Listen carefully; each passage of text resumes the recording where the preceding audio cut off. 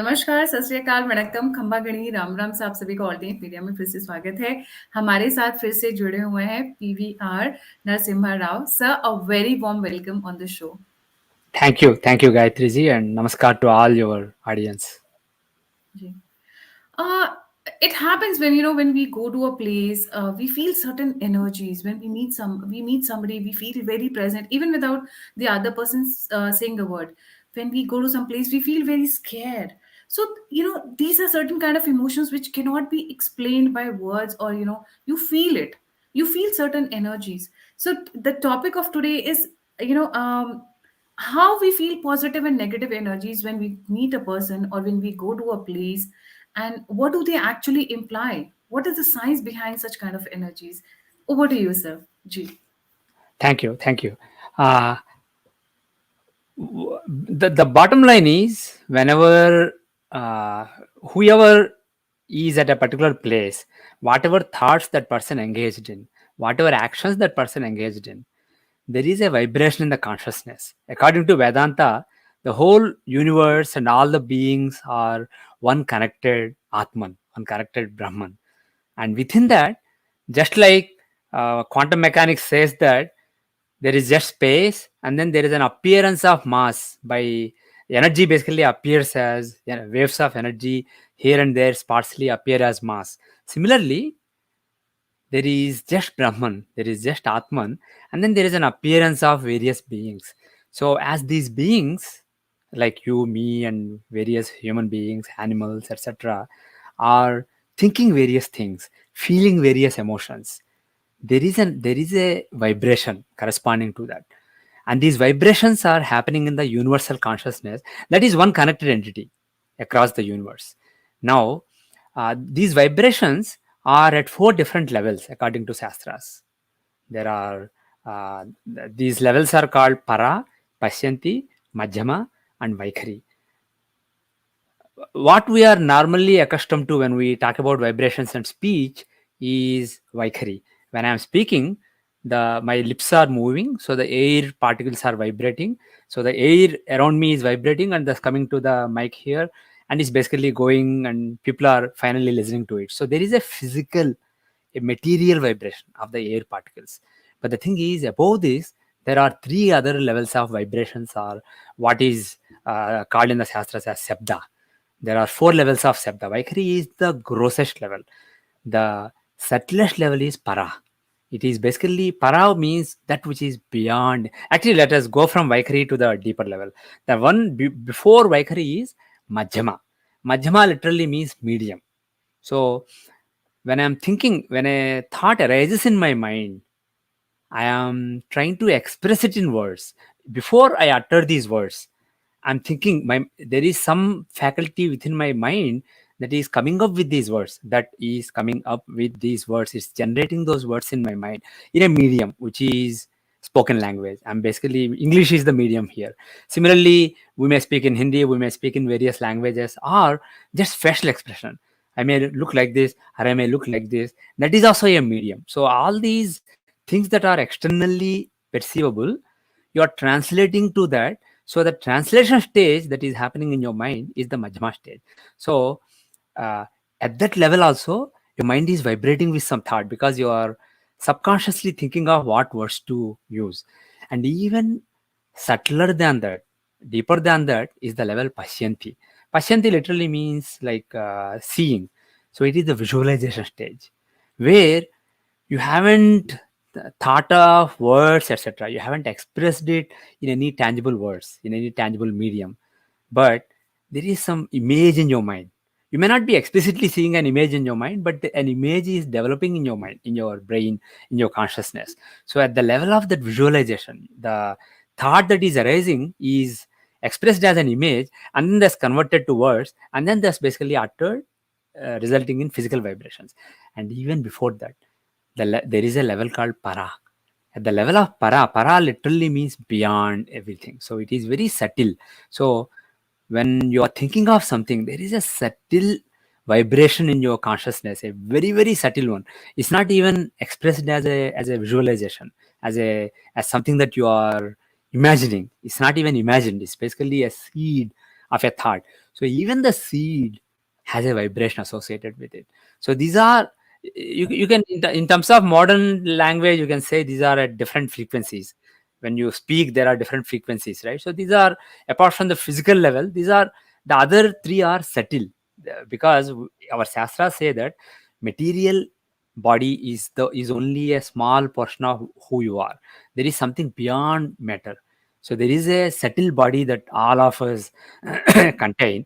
So in that subtle body, there are these three other levels of vibration apart from the Vaikari. So suppose I'm thinking something positive or negative, even if I don't say anything, the very fact that I'm thinking something, I'm feeling something, there is an emotion, there is an experience, there is a vibration in the consciousness corresponding to where I am, who I am. So that vibration is there. Basically, what the Shastra says is, any vibration in the consciousness, it just remains. Even in modern science, even in terms of material world, the material vibrations, physical vibrations that we are aware of, we know that they don't completely die. There is the decay. So there are some remnants of vibrations that are there in space. So that, for example, things that happen to various stars, if a star decayed, that the sound from that star's decay will remain forever. Basically, the thing is, the intensity will keep decreasing, the amplitude will keep decreasing with time, but the vibration itself is there forever. Similarly, just like those material vibrations, the subtle vibrations in the consciousness from various thoughts that somebody engaged in, that remains forever. The thing is, the only issue is depending on how strong the thought was, how strong the imagination was, how strong the expression was. It may be the intensity may change, but the exact expression of that vibration in the intensity, the amplitude will be varying. But the thing is, in space, not just the physical space, but also subtle space, physical space as well as the subtle space in the cosmos, there are all kinds of vibrations from every being that ever lived here. And now coming to different places, if there is a temple where lot of people visited the temple with lot of positive thinking, thinking that there is God here, there is Ma here, she's going to rescue me, she's going to save me, or there is Balaji here, he's going to solve all my problems and things are going to be fine for me. So when people engage in certain kind of thought pattern, if lot of people with similar thinking, similar thoughts, similar vibrations in the consciousness spend time at a particular place, obviously that vibration becomes predominant at that place. So when you are at that place, see, another thing is, now that vibration that is there at different levels, para, pasyanti, madhyama, vaikhari, that touches your consciousness, because you exist not only physically, you also exist at various levels yourself. So at the subtlest levels of your being, those vibrations that are there remaining in that space will touch you. If, of course, if there is a loudspeaker and if somebody is playing a mantra there, you hear it physically. But the thing is, even if it's not physical, even if it is a subtle thought in the mind, a visualization in the mind, or just a seed of a thought in the mind that things are going to be great now. I'm at a great place, things are going to be great now. So like that, the thoughts that various people engaged in create an energy pattern in a place. So some places where people engaged in a lot of negative thinking, a lot of sad thinking, places of disasters, etc. If, for example, there was a place where thousands of people died in a big building crash or some accident or train crash, all those people, when they basically perish suddenly, unexpectedly, there may be some chaos going on in their mind, some regrets, some negative emotions in general. So those negative emotions that were felt by them are left there as remnant vibrations. Whereas if you go to a place where a lot of spiritual activities or religious activities were performed, and people were in a calm state of mind and a state of faith or belief in God, that is the energy that will be prominent there. And the thing is, sometimes the physical signs of that may go. For example, there may be a temple where lot of people worship God sincerely, and maybe even a great rishi engaged in lot of tapasya there. In which case, there will be lot of positive energy in that particular place. And after that, there may not be any idol there. The temple may have been moved, but the thing is, the vibrations may still be there. So when you go there, you may feel really, really nice, even though there is no physical sign of why that should be nice. Similarly, there may be temples, there may be nothing there basically. It may just be an idol, a stone or bronze or some metallic object. And if not really a lot of sadhana was done by anybody there, and not many people visited there with a lot of positive thinking. Suppose a temple was started, and since then only corrupt people who want to save themselves go there, and they're thinking, engaging in some perverted thoughts when they are there, like selfish thoughts, etc. That may be the predominant vibration there. So when you go there, it may not really give you nice feeling. So these things really depend on the history of that place from time minus infinity. But the thing is, obviously, recent things have a higher weight because it's a weighted. The vibrations are slowly decaying. So things that are from a distant past are lesser in amplitude, unless it had a very high amplitude to start with.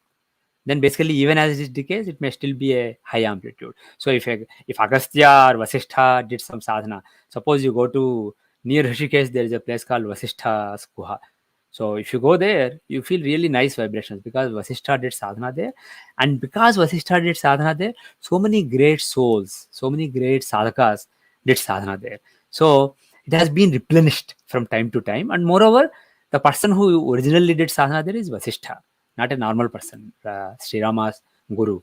So, depending on the amplitude of the energy when it started, and depending on the time that has passed, the energy that is remnant now, remaining now, will be the residual energy will be accordingly. It is varying. It's not fixed. But the bottom line is, some places do have a lot of positive energy, and some places, especially places of great accidents, big accidents, etc., have a lot of negative energy. That is why some people, they actually go to places of negative energy, places of accidents, and try to do some sadhana there, try to do some pujas, intense sadhana there, so that you are compensating for the negative vibrations there, so that the places are kind of sanctified.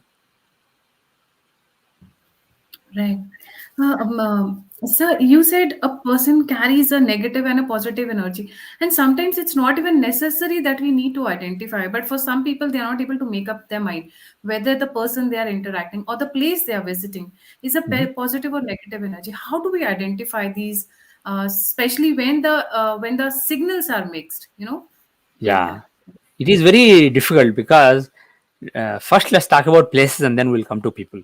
So if you go to a place, there may be multiple effects there. There may be multiple uh, influences. It may not be a singular influence, but the thing is, predominantly, if there is a positive influence, you will feel more relaxed. You will feel more calmer. Or in some cases, it may not be a peaceful or calming kind of energy. You feel more energetic and you feel like you got some new energy to do some things, important things that you are planning to do, but you are postponing. So there may be a boost of energy or boost of calmness, basically things that are helpful in your journey of life. If you feel those emotions in a particular place, probably that's a good place for you to visit frequently. Whereas if you go to a place and you feel dull, you don't or you feel agitated, basically the opposite of peacefulness. You feel agitated, nervous, or you feel dull, you don't feel like doing anything. Perhaps that place has a negative energy. So the thing is, there are multiple signs, but you basically see what is the predominant influence of that place. And of course, in many places there may not be any predominant influence because the residual energy may be very little, and it may not really impact you that much, so you may not really care. But the thing is, if you really feel at a particular place, if you feel something special, either positively or negatively, it is a good idea to be sensitive to that, and not basically spend too much time in that particular place. When you see, people look at vastu when they go to a house they look at vastu, etc. See, vastu is important, even though I will say, just like jyotish shastra, ayurveda, etc., lot of traditional subjects of rishis have been corrupted. So the understanding, today's understanding, may be superficial. There may be more depth to it, just like in jyotisha. So, but the thing is, vastu is a valid science. But the thing is, apart from the vastu of the physical space, there may be positive and negative energy. So when you go to a place, even if it has good vastu, if you feel agitated there, or you feel really dull there, probably it's not a good idea to buy your house there or buy your office space there. So be aware of not only the other rules, but also how it makes you feel. And there is one more thing. Some people, they have a kavach around them. If you do a lot of sadhana, a kavach literally means a shield. An aura, a shield of aura is created around you. As you, if you engage in the same sadhana, basically what happens is, you do, let's say, Durga Kavacham or Chandi Kavacham or Narayana Kavacham every day, or doesn't even have to be a Kavacham. Of course, Kavachas are specifically protective in nature. Suppose you do Saptashloki or Saptasati regularly, or you read Aditya Hridayam regularly, then that Devata's energy, you are contemplating that Devata's qualities, you are surrendering to that Devata. So, as you think of a particular Devata and the nature of that Devata, those qualities of the Devata, that nature will start establishing itself in your consciousness. So, slowly, a little bit of your personality is placed by the personality of the Devata that you are worshipping. So, that basically, that becomes an energy shield around you. And particularly if somebody chants a kavacham, like Chandi Kavacham, Narayana Kavacham, Varaha Kavacham, Venkateshwar Kavacham, there are so many kavachas. If you chant a kavacham on a regular basis, it certainly creates a protective shield around you. So in those cases, it's basically like uh, you you are going to a place where there's a loudspeaker, but you have, your ears are covered with an earplug, so you hear it very faintly.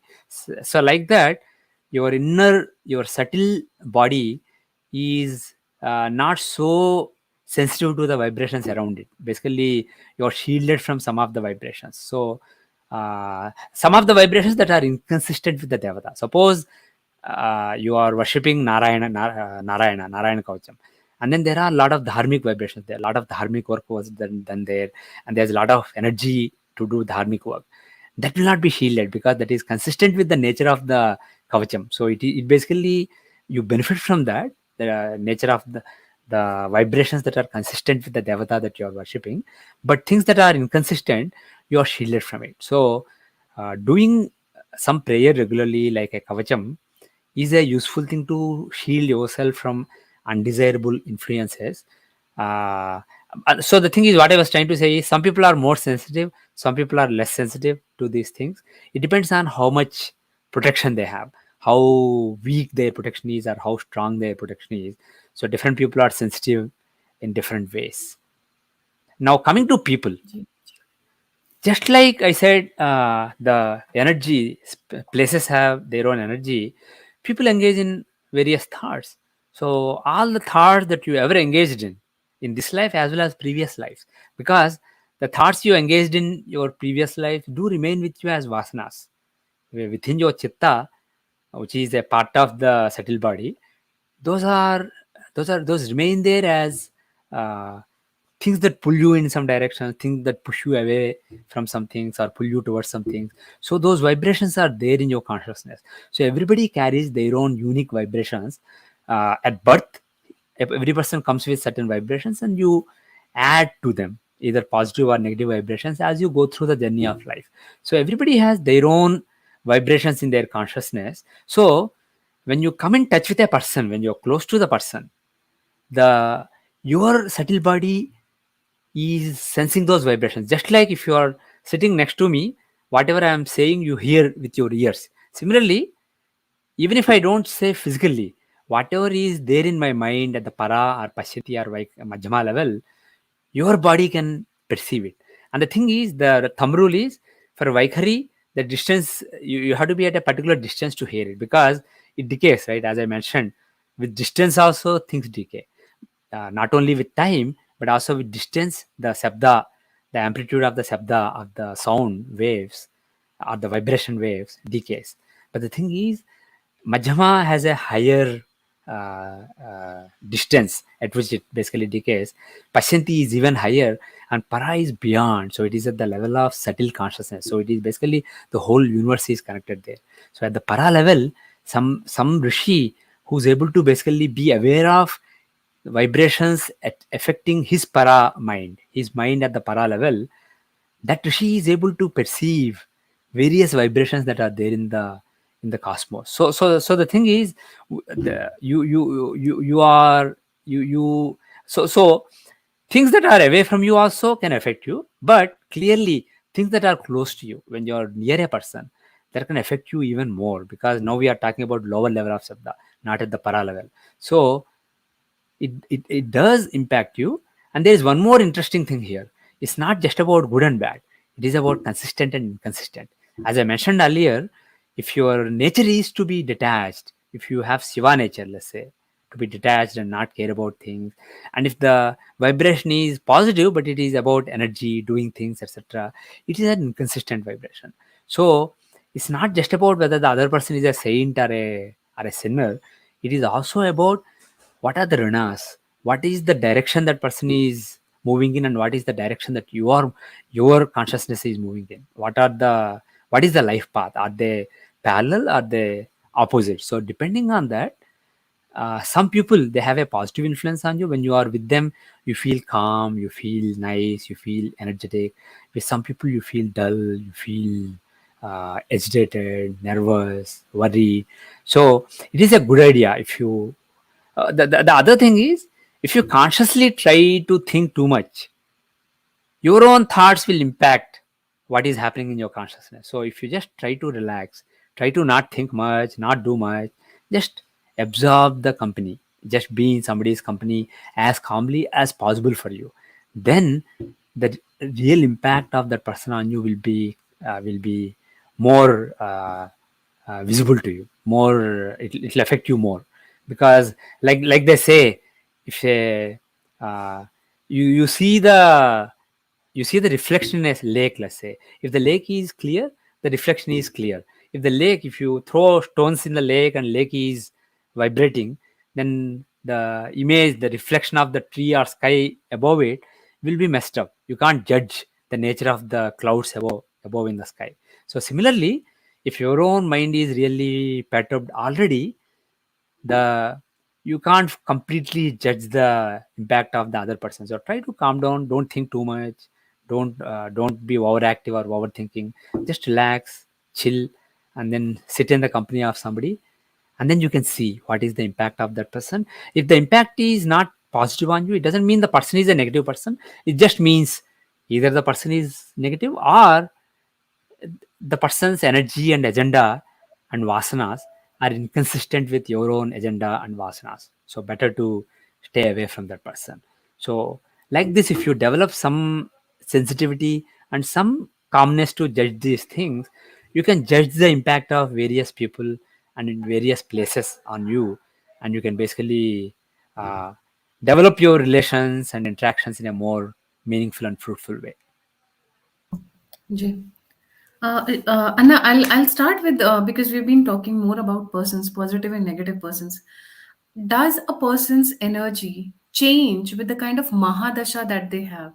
Like some person during Rahu Mahadasha have a very negative energy, or Mm. some people during Jupiter Mahadasha, because Jupiter is Guru, have very positive energy. So does the, I would say, the soul, right? We have a soul, so does that change with the Mahadasha, or the soul remains the same, but the surrounding changes, and then they, what do you say? They send out positive or negative energy. Yeah. Yeah, one thing is the soul is a nice word, but the thing is, the word that we have in our shastras is atman, and our concept of atman is, your atman and my atman are not different, they are connected, they are one basically. Like basically, there is one space in which all molecules and all objects are there. Similarly, atman is just one singular entity. It is effectively brahman according to upanishads. So but the thing is, there is a jiva, there is a living being. Atman has no life, no death, no birth, etc. It is eternal. But the jiva, the living entity, which is characterized by uh, uh, manobuddhi chitta hankara, your ego sense, your I sense, your chitta, your memories, your subconscious and conscious memories, your mind, your perceptive mind, your buddhi, your intellect, the discriminatory intellect. So all these basically define you. And the main thing there is chitta, your own conditioning, your own vasanas. This is good, this is bad, this is desirable, this is undesirable. I want this will make me happy, this will make me sad. All these notions are there in your chitta. So these are what constitute a jiva.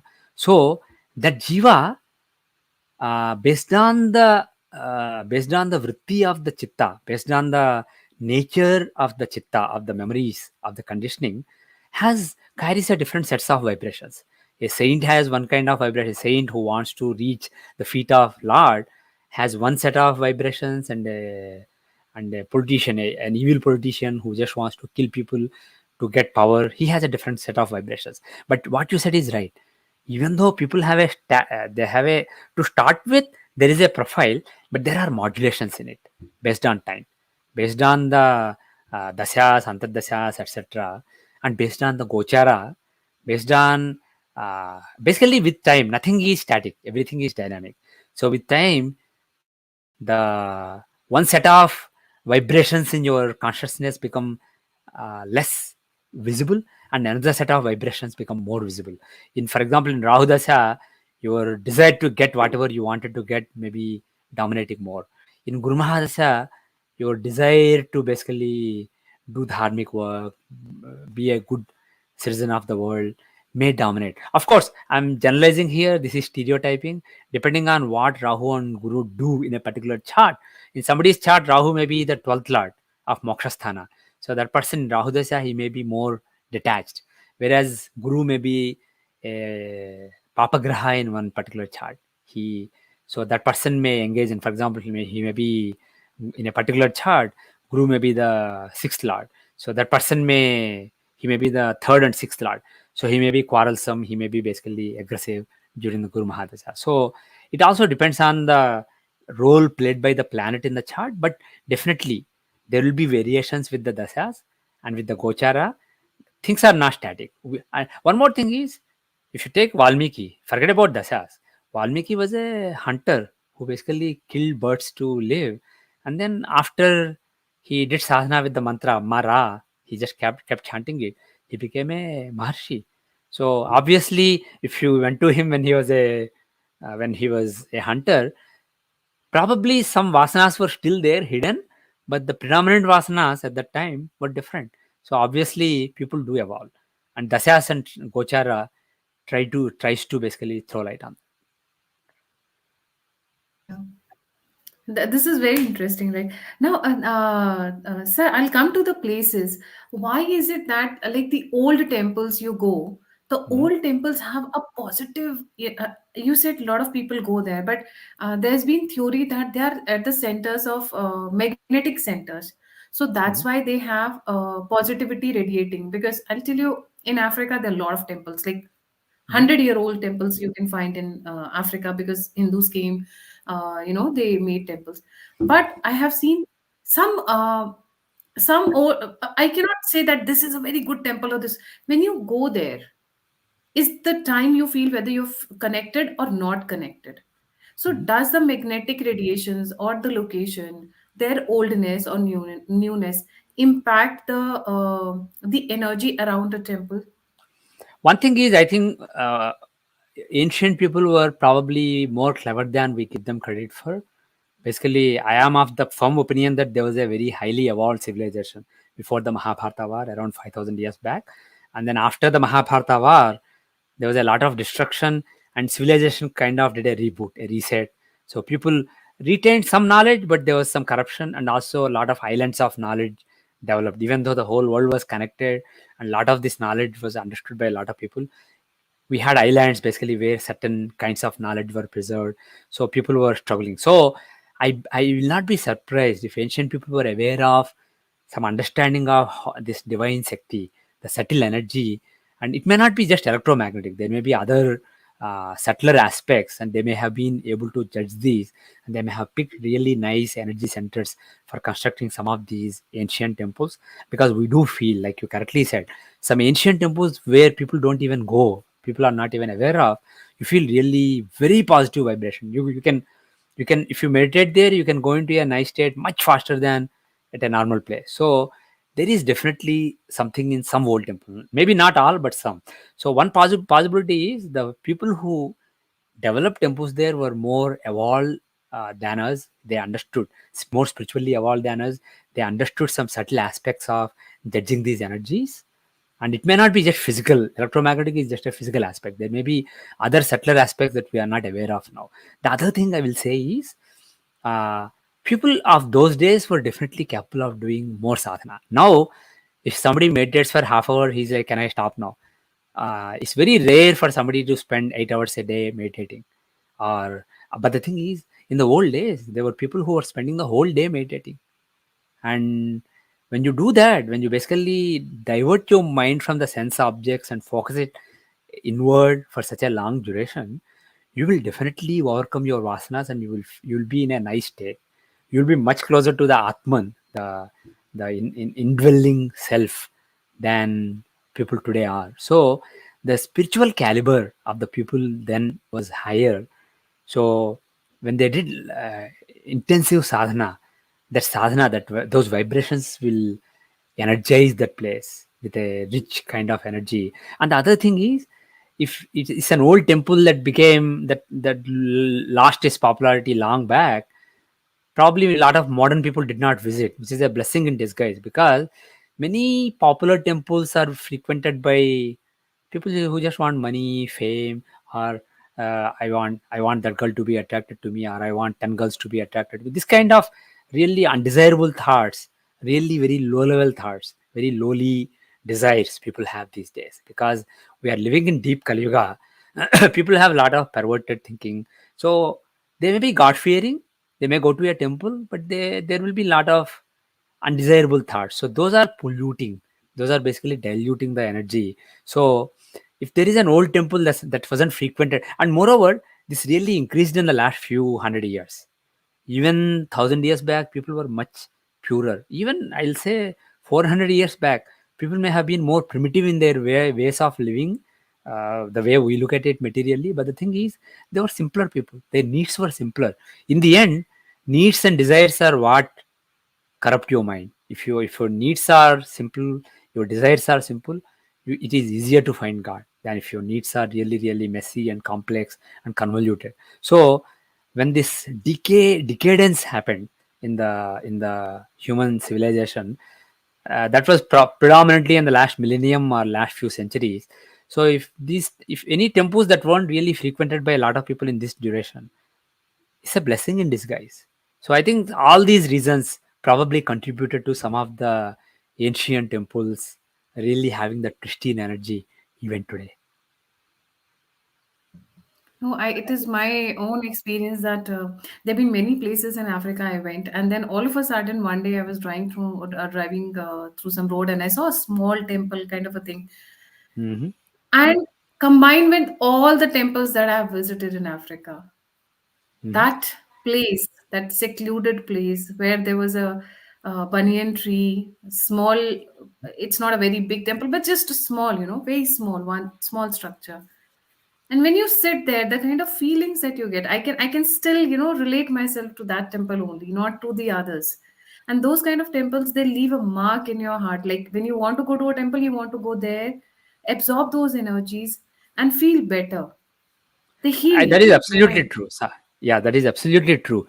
The thing is, one thing people think is temples don't have to be just uh, temples of Hindu devatas. See, I believe that in the old days, whole world was connected, and there was just Sanatan Dharma practiced everywhere.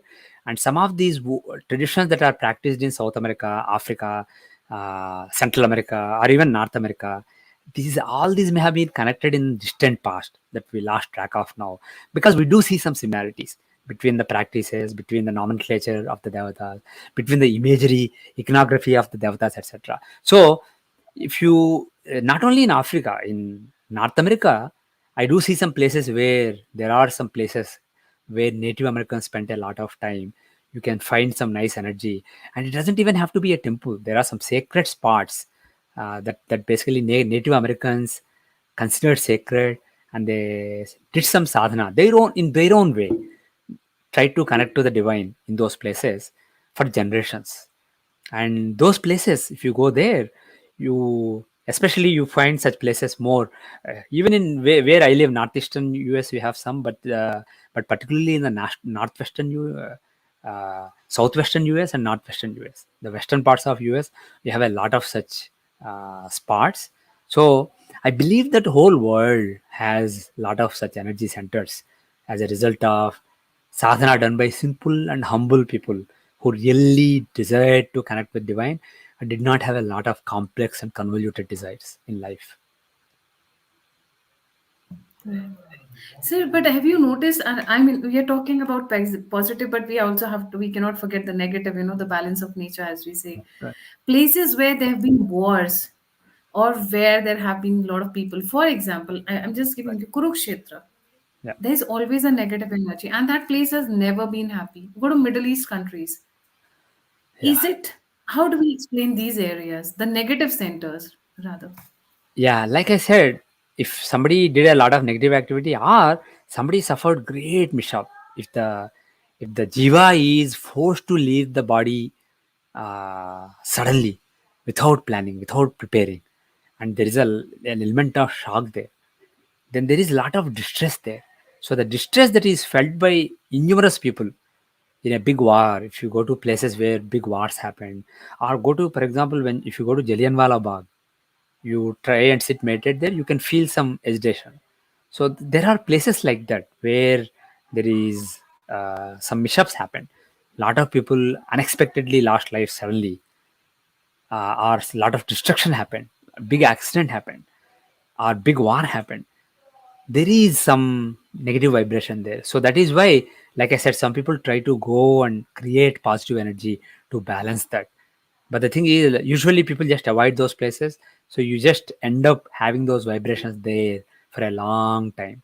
So unfortunately, we do have such places. The thing is, in the case of in modern places, we know, yeah, this thing happened here, this thing happened here.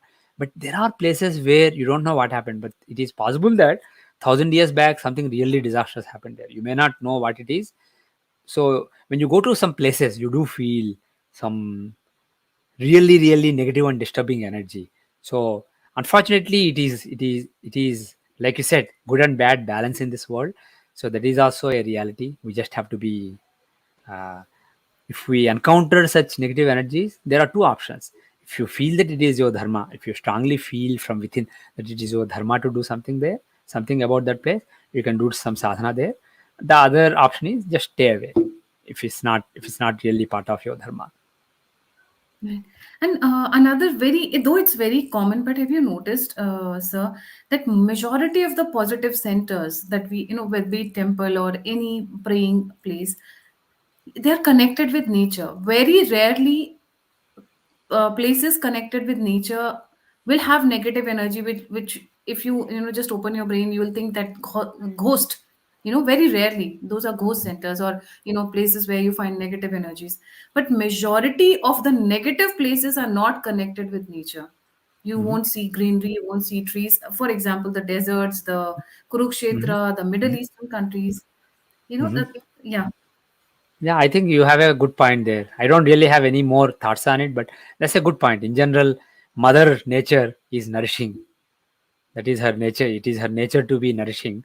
So places where Mother Nature is flourishing and lot of jivas are flourishing, those places basically. The other thing is, when if there is a lot of negative energy in a particular place, it may not be conducive to flourishing of various living beings there. So it may work the other way also. It may be both the ways. But yeah, it's an interesting correlation that you brought up. Yeah. And sir, the last point, like um, when we think negative, even though we are not speaking, even though we are not making any gestures, we are not doing any action, but our body is speaking. So more than our heart and more than our mind, I think it is the body that speaks. Like most of the people do not identify. I'm not speaking, I'm not talking, I'm not doing anything. I'm walking into a room, or somebody is walking into a room, and when you look at that person, the body speaks to each other, right? As you said, there's a shield. I wouldn't say shield, but I would say we are carrying an energy. We have an energy center around us, positive or negative, or consistent or inconsistent with the person we are meeting. We are walking energy centers. Yeah. You're right. Yeah, the thing is, this is what I was alluding to when I mentioned the para, pashanti, majhama, etc., the other layers of sabda. Because even if my body is completely still, sometimes even when you're not speaking, you may show in your facial expressions, etc., right? But the thing is, or you may be trembling, or you may be there may be some physical motion. But let's say I'm completely still physically. Still, even if I'm completely still physically, there may be a thought that is happening within me in the mind, even if I suppress it at the physical level. Because if I am physically showing it as a gesture, it is still Vaikhari, because it is at the lowest level, it is gross level, it is at the physical level. There is a vibration at the physical level. But the thing is, if I'm not moving at all physically, still it is possible that I'm thinking something, I'm visualizing something, or I'm thinking something. So the thought still has there is a sabda associated with it. Sabda Brahma has, like I mentioned, these four levels. So Vaikhari is not the only level. The other levels are even more powerful. So there is a sabda happening, there is a vibration happening, and that vibration is not in the physical body, but the subtle body. We do have a subtle body, like we have the sthula sarira, sukma sarira, karan sarira, and then finally we have the just the atman, which is not sarira, which is all pervading. So at these four levels we have these four sabdas. So if there is a sabda emanating from a body, from a person in front of you, the corresponding body of you, by body I don't mean physical body, the subtle body will absorb that, it will vibrate to that. So it will sense that, basically just like ears sense physical vibrations in the air, the subtle body senses that. And you may not be able to explicitly know where is it coming from, what is it. See, if you look at a child is hearing sounds, his ears are hearing sounds.